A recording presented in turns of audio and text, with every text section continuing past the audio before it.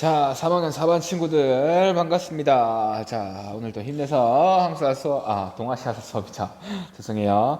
동아시아사 수업 빨리 끝내보도록 합시다. 자, 우리 항상 하던 거 지난 시간에 배웠던 거 복습 빨리 해보면 말 계속 버벅해서 죄송해요.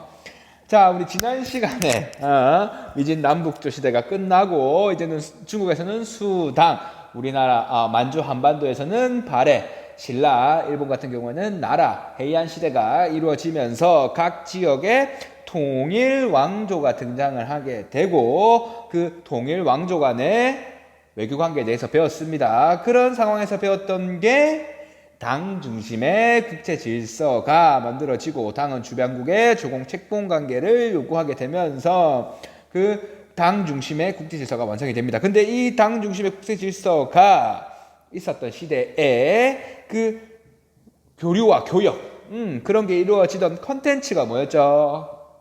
율령, 유교, 불교, 성리학이었죠. 이게 전 동아시아 국가로 퍼지게 되면서 당 중심의 국제 질서가 좀 더 공고해지게 되는데 이 퍼질 때 당나라가 강요를 한 게 아니죠. 각국에서 그것을 원했기 때문이죠. 이게 다 효과가 있기 때문에 자국의 발전과 국가 시스템을 마련하고 중앙 집권에 도움이 되기 때문에 그것들을 받아들인 거겠죠. 그런 거 하면서 제일 처음에 율령, 유교의 발전에 대해서 배웠습니다. 율령유교 중국에서 제일 처음 만들어진 게 춘천국 시대에 법가와 유가와의 대결에서 맨 처음에는 법가가 승리를 하게 되죠. 법가를 통해서 변법을 통한 부국강병에 성공한 진나라 이런 나라들이 통일을 하게 되면서 자 그런데 이것들이 진나라에 있어서 법가에 의해서 변법을 통해서 성공을 해서 춘추전국 시대를 통일했지만 가혹한 법치로 진이 곧 멸망하고 말고 한때부터 이 유가와 이 법이 하나로 융화, 조화가 되면서 만들어졌던 게 율령이라고 했었죠.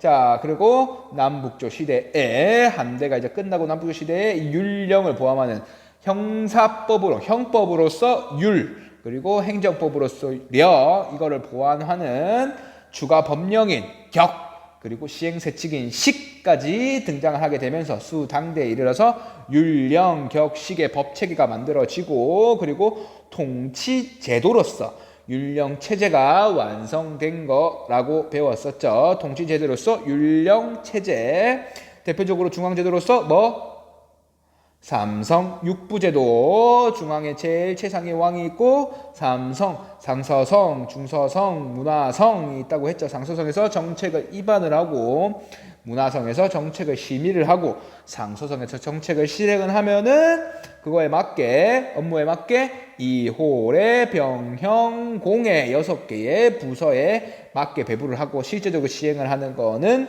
육부겠죠. 삼성 육부에서 지방제도 같은 경우에는 각지를 주와 현으로 구분을 해서 거기에 지방관을 파견하는 주현제가 실시되었고 유교교육기관으로서 중앙에 최고유교교육기관 국자감, 지방에는 향교, 이 유교교육을 통해서 유교지식에 동달한 사람들을 관료로 뽑는 삼성육부 주현제 이런 것들이 다 유교, 율령에 기반에 둔 것이기 때문에 관리들도 유교 지식에 해박한 사람들이 필요하겠죠. 그래서 이 유교 지식에 해박한 정도를 시험하는 과거제가 실시가 되고 이 과거제를 통해서 관리를 뽑게 되는 거죠. 그리고 국가 운영을 위해서 세금 제도가 필요한 거죠. 그래서 균전제가 제일 기반으로 해서 당나라에 있는 모든 성인 남자들에게 균전제, 토지를 균등하게 나누어 주고 토지를 받은 사람에 대해서 16세에서 60세 이상의 성인 남자들을 국가의 부병으로서 병사로서 복무를 하게 하는 부서제도도 마련을 하게 되고 그리고 세금 제도까지 균전제에 의해서 토지를 받은 사람들에게 조용조에 쌀, 조, 보리에 생산물을 걷는 조, 그리고 노동력을 걷는 용, 국가가 대규모 공사나 이런 거 있을 때 나라에서 일을 하게 되는 용, 그리고 각 지역의 특산물을 걷는 조, 이런 것들까지 시스템이 싹 마련이 되게 됩니다. 자, 이런 중국에서 율령, 유교 발전을 하게 되면서 통치체제로서 율령체제가 완성이 됐는데 이게 이제는 동아시아 국가로 퍼지게 됩니다. 왜? 주변 있는 국가들은 아까 동의를 했던 남북국이나 일본 같은 경우에는 주변 소국들을 삼국시대에 이거 병합을 한 이후에 다양한 구성원들, 기존에 있던 고구려 사람들, 그리고 신라 사람들, 백제 사람들, 이런 사람들을 통할해서 관리, 통제할 시스템이 필요로 했기 때문에 이것들을 받아들이게 된 거죠. 국가 시스템으로서 율령을, 자, 오늘 배울 내용은 이 율령을 이 만주와 한반도 지역 그리고 일본 지역에서 어떤 방식으로 받아들였는지 그거 첫 번째로 배울 거고, 두 번째로 이제 동아시아 문화권에서 율령 유교를 중심으로 배웠다면 이제는 불교를 배울 거예요. 불교. 먼저 이거 유교와 율령 유교와 마찬가지로 중국 지역에서 불교가 어떻게 발전을 하게 됐는지 그것까지만 배울게요. 지금 계속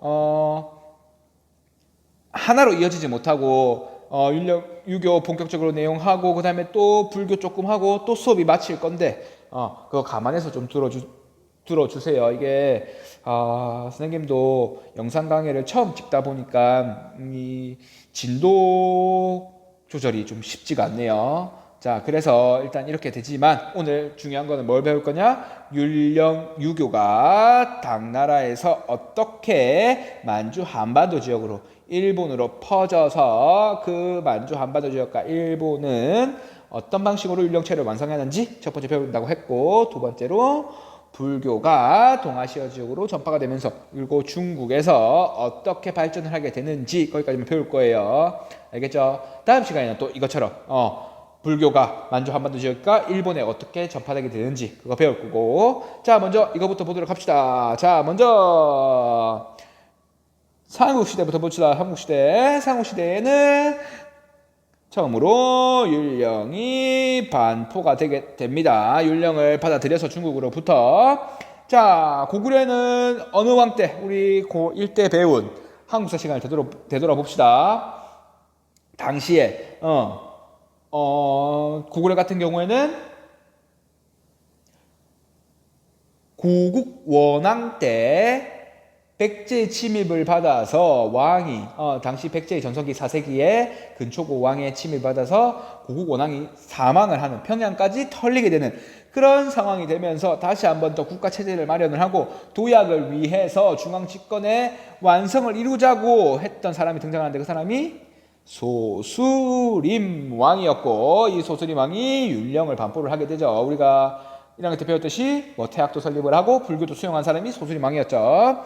자, 백제 같은 경우에는 침류 왕 때 율령을 수용을 하게 됩니다. 자, 신라 같은 경우에는 이때 법흥왕 때 각각 수용을 하고 반포를 하게 되죠. 고구려의 소수림왕, 백제 침류왕, 신라의 법흥왕 때 율령을 수용을 하고 반포를 하게 됩니다. 국가 체제로서. 자, 그리고 고구려 같은 경우에는 아까 말했듯이 소수림왕 때 최고 유교 교육기관이었던 태학도 만들게 되고, 그리고 신라 같은 경우에는 어떤 게 있었죠? 신라 백제도 마찬가지예요.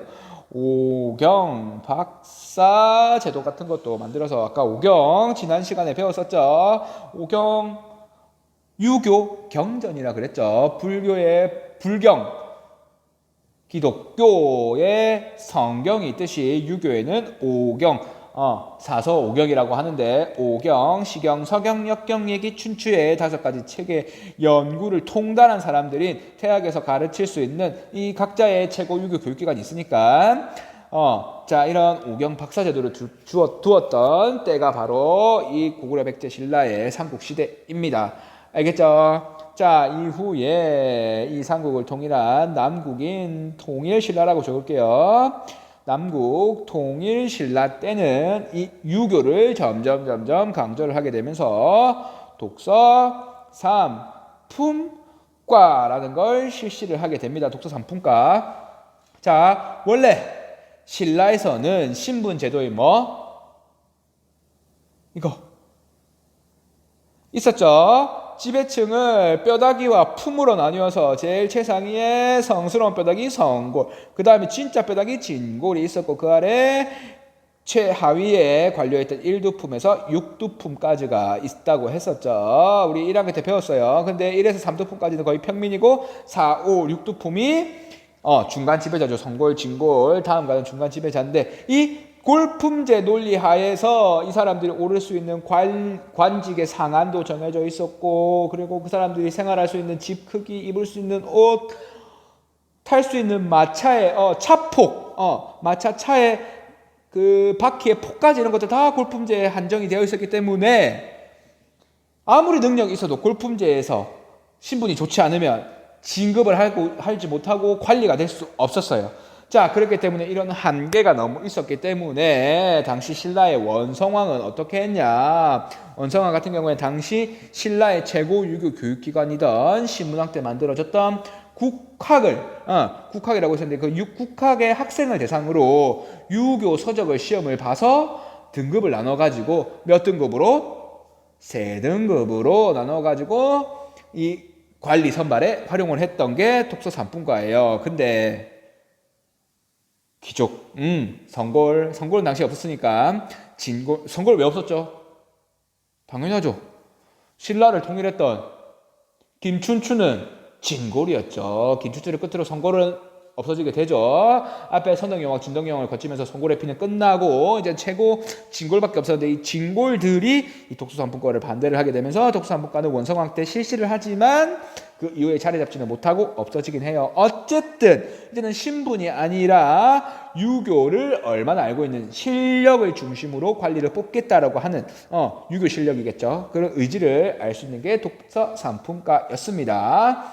자, 발해 같은 경우에는 아까 당나라의 삼성육부의 중앙제도를 받아들여서 삼성육부의 중앙제도를 갖춥니다. 신라 같은 경우에는 당나라의 삼성육부 받아들이잖아요. 독자적인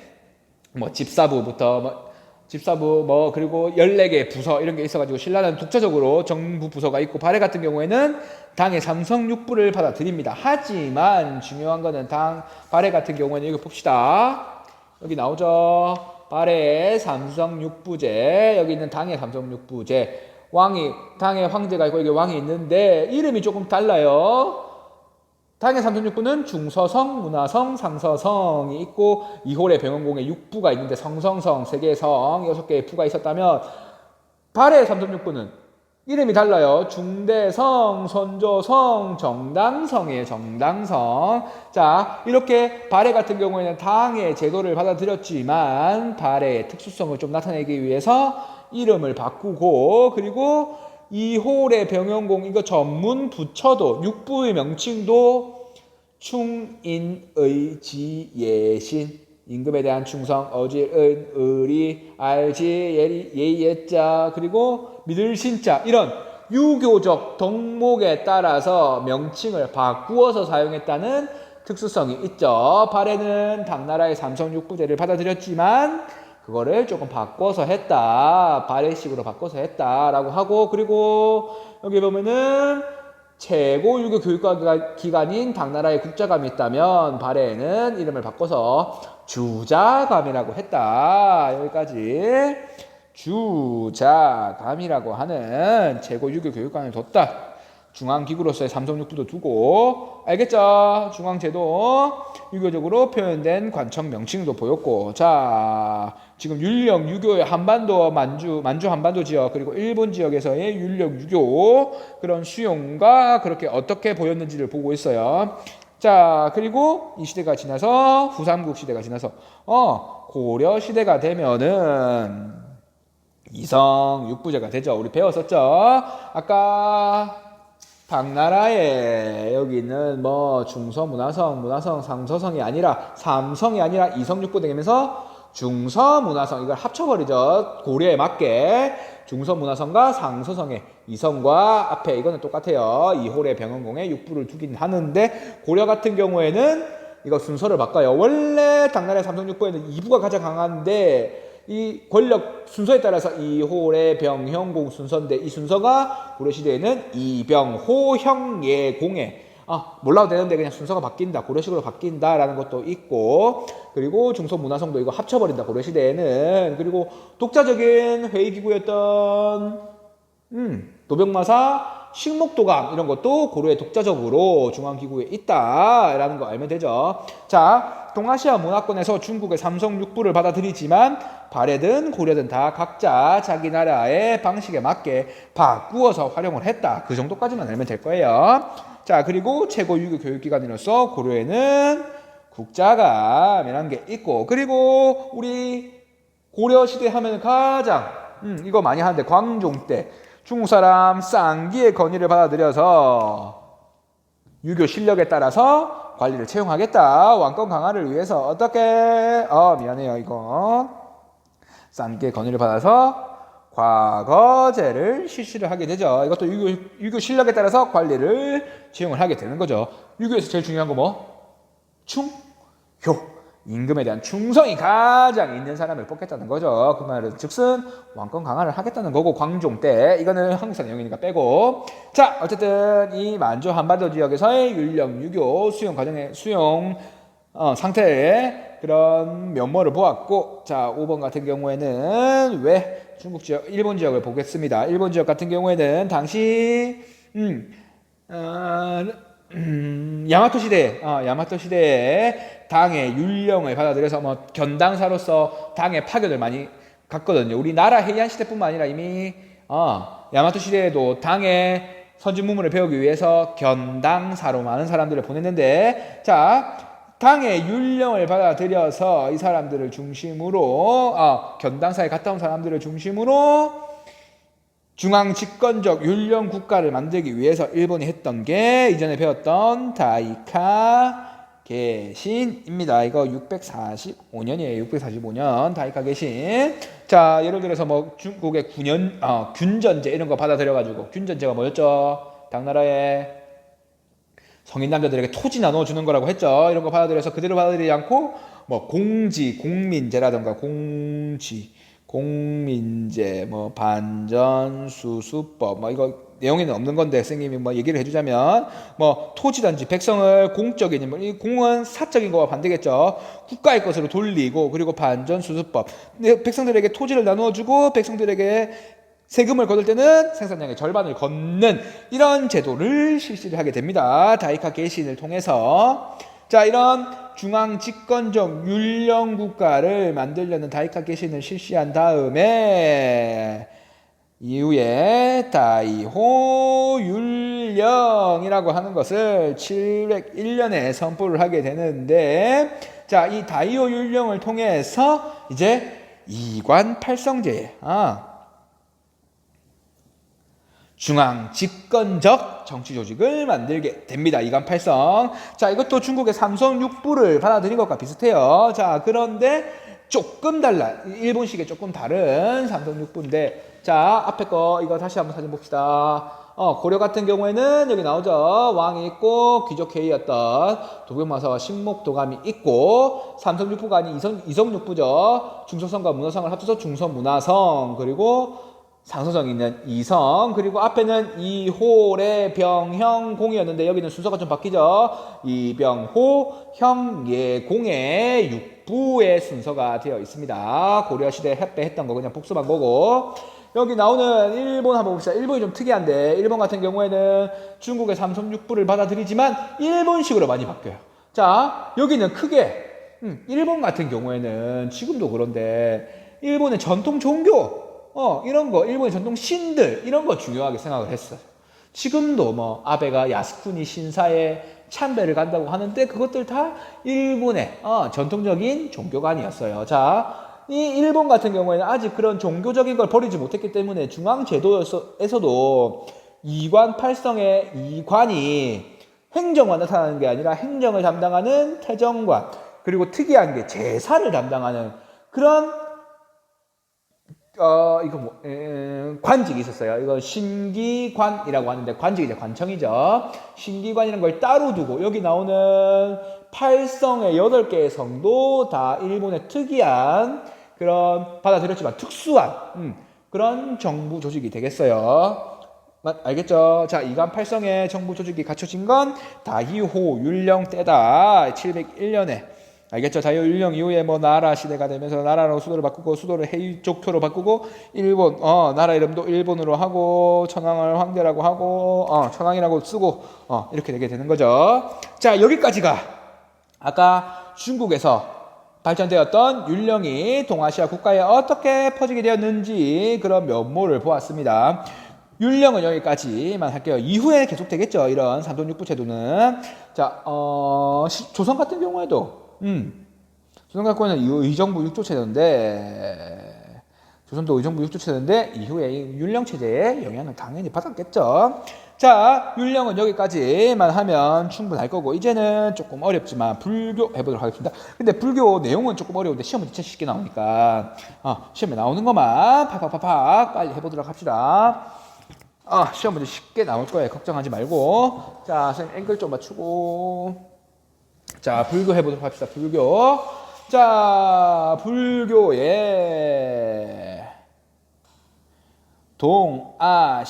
동아시아 전파에 대해서 배워보도록 합시다. 자, 불교의 창시자 누구? 고타마 시타르타. 어느 나라 사람? 인도 사람, 인도에서 만들어졌던 이 불교가 먼저 어디로? 중국으로 전해지게 되는데, 자, 이 인도에서 만들어졌던 불교가 중국 사람들의 입맛에 뭔가 맞았기 때문에 얘들이 받아들이겠죠. 그 입맛에 뭐가 맞았는지 선생님이 좀 이따 가르쳐 줄 건데, 먼저 이 중국에서 들어온 불교는 대승불교라는 거예요. 대승불교는 뭐냐? 불교는 크게 두 가지가 있어요. 대승불교와 소승불교. 이 승이 이 바퀴 승자인데, 자, 큰 바퀴, 작은 바퀴라고 생각하면 돼요. 큰 바퀴, 작은 바퀴. 대승불교는 뭐냐? 불교에서 가장 중요하게 생각하는 거는 개인이 열반에 들어가지고 부처님이 되고 그리고 뭐 천국에 가는 거 이런 게 아니라 모든 중생 대중들이 부처님의 말씀을 들어서 모두가 구제를 받고 이 험악한 지옥도에서 벗어나는 게 중요하다라는 게 대승불교고, 이와 반대되는 소승불교, 상좌부 불교라고 하는데, 자, 이 상좌부 불교는 주로 동남아 지역에 많이 퍼지거든요. 이 상좌불교는 개인의 해탈, 개인의 열반, 개인이 해탈을 얻어서 부처님이 되고 그리고 개인이 열반에 들어서 부처가 되는 그런 걸 중요하게 하는 건데, 중국 그리고 동아시아 지역에 전파돼서 들어온 거는 대승불교의 대승불교. 여기는 이타행을 강조를 하죠. 이타행, 남을 위한, 남을 먼저 생각하는 행동을 강조를 하게 되는 거죠. 그 이 대승불교의 특징은 부처, 불교의 최고 신이죠. 이 부처를 신격화요. 신을 신화화하는 거죠. 신격화. 부처를 최고 신으로 두는 거죠. 자, 그리고 이 부처를 보필하는 보살 개념이 있는 게 특징입니다. 보살. 우리 관세음보살 이런 게 있는데, 자, 석가모니 부처가 있으면 이를 도와주는 협시보살이라고 하는데, 이 부처를 도와주는 협시보살에 관세음보살이 있고 문수보살이 있어요. 문수보살. 어쨌든 이런 보살들이 많은 이런 개념이 대승불교다. 정확하게 몰라도 돼요. 그냥 어쨌든 우리 동아시아 지역에 들어온 거는 대승불교다까지만 알면 돼요. 자, 이타임을 강조하니까 뭘 강조?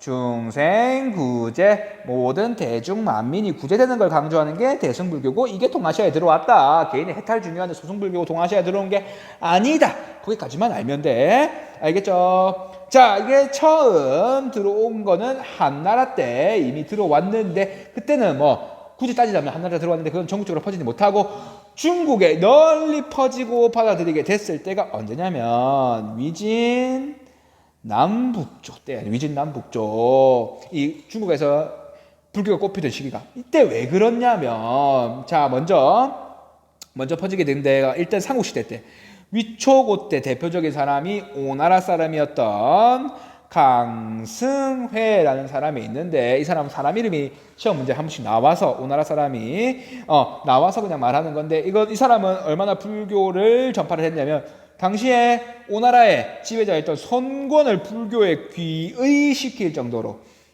불교를 강조하고 널리 퍼뜨렸던 사람이다. 그냥 강승희 이름 정도만 알면 되고, 진짜 중요한 거는 5호 16국 이후가 중요해. 자, 5호 16국 같은 경우에는 좀 죄송해요. 물 한 잔만 마실게요. 5호 16국. 자, 5호 16국은 이민족이라 그랬죠. 중국 사람들이. 한족들이 보기에는 오랑캐들이에요. 근데 이 사람들이 중국 화북 지역을 차지했어. 당시에 화북 지역에 많은 중국인이 살고 있는 중국인 한족들이 살고 있는데 지배자는 유목민이에요. 당시 한족들은 지배자인 오랑캐, 흉노선비 저갈 강족의 명령을 듣지 않죠. 그리고 그로 인해서 이 사람들의 권위도 서지 않죠. 자, 어떻게든 이 이민족들은 한족을 내 말을 듣게 만들어야 돼. 그래서 이 오랑캐 국가에 있는 왕들은 어떤 방법을 활용했냐면 이 불교의 부처를 그리고 부처가 보이는 신기함, 영험함, 신비함 이런 걸 이용해 가지고 그를 내가 곧 부처다, 내가 곧 이민족 왕인 내가 부처다라고 해서 자신의 권위를 높여서 한족의 말을 듣게 만들면서 불교를 널리 퍼뜨리게 되는 거죠. 그래서 이때 활용했던 게 왕, 즉 불인데 이런 거예요. 5호 흉노선비 저갈강 부족의 왕들이 16국의 왕들이 부처다. 그러니까 너희들은 부처의 말을 들어라. 이런 걸 활용을 하는 거죠. 왕이 곧 부처라는 말이에요. 왕즉불. 그래서 이를 통해서 황제의 통치를 정당화하기 위해서 왕즉불을 썼다라는 거. 56국 때 이러면서 널리 위진남북조 시대에 불교가 꽃피우게 되죠. 그리고 불교가 우리를 지켜준다. 호국 불교 사상을 퍼뜨리게 됩니다. 이를 통해서 왕실의 안녕을 기원하기도 하고, 자, 우리나라의 국가의 안녕을 기원하기도 하죠. 호국 불교. 대표적으로 우리나라를 지켜줄 부처님이 필요하다라고 해서 대표적인 석굴 사원들을 짓기 시작합니다. 윈강 지역, 그리고 룽먼 지역, 용문 지역, 룽먼 지역의 대형 석굴 사원. 우리는 부처님이 지켜주는 나라다라는 걸 표현하기 위해서 이런 석굴 사원들을 만들기 시작하죠. 그리고 힌두어로 만들어졌던 그런 불경들을 본격적으로 번역하기 시작합니다. 어떤 말로? 중국의 한자로. 그래서 대표적인 불경을 번역한 사람이 구마라지바, 한자로 구마라습이라고 하는데 구마라지바, 그리고 법편 스님, 이런 사람들이 불경 번역에 적극적으로 나서게 됩니다. 어쨌든 5호 16국의 군주들이 자신의 권위를 세우고 황제의 통치를 정당화하기 위해서 받아들이고 널리 퍼뜨렸던 불교가, 그리고 이런 불교를 퍼뜨리기 위해서 왕즉불 사상, 호국불교, 그리고 불경 번역, 이런 정책들을 통해서 이제 전국적으로 불교가 퍼지게 됩니다. 알겠죠? 자, 그런 다음에 이 5, 16국을 통일한 수나라, 당나라 때 이제 불교가 세분화되고 전문화되기 시작하죠. 이제 전문적인 종파들이 등장하기 시작하죠. 화엄종, 법상종의 종파들. 우리도 기독교도 장로교, 천리교, 이런 여러 종파들이 있죠. 선생님도 기독교 잘 모르긴 하지만 어쨌든 이런 불교 종파들이 생기면서 여러 전문적인 연구들이 좀 더 실시되기 시작합니다. 이런 종파의 성립이 이루어져죠. 자, 그렇지만 수당대에는 이런 민간에서는 종파가 성립되지만 당시에 불교 사원들은 절에서는 세금을 내지 않고, 그리고 조용조 군대도 가지 않고 부병제 이런 걸 따르지 않았기 때문에 수당대에는 불교를 금지해요. 수당대에는 당나라는 그 당시에 도교가 엄청나게 융성을 하게 돼요. 왜냐하면 당나라를 세웠던 이연이, 당고조가 이연이거든요. 이 이연이 당시 도교의 묵자가 이시였거든요. 그래서 우리랑 같은 가문이다 하면서 도교를 엄청나게 중요하게 생각해요. 나중에 이 도교가 고구려에 전파가 돼가지고 연개소문이 도교를 엄청나게 강조를 하게 하고 막 그렇긴 하긴 하지만 어쨌든 수당대에는 종파가 성립되었지만 불교가 불교가 가지고 있던 면세 세금을 안 내고 면역 군역 이런 거 안 가는 이런 것 때문에 조금 국가에서 제재를 했다라는 거 정도 하면 되고 마지막으로 자.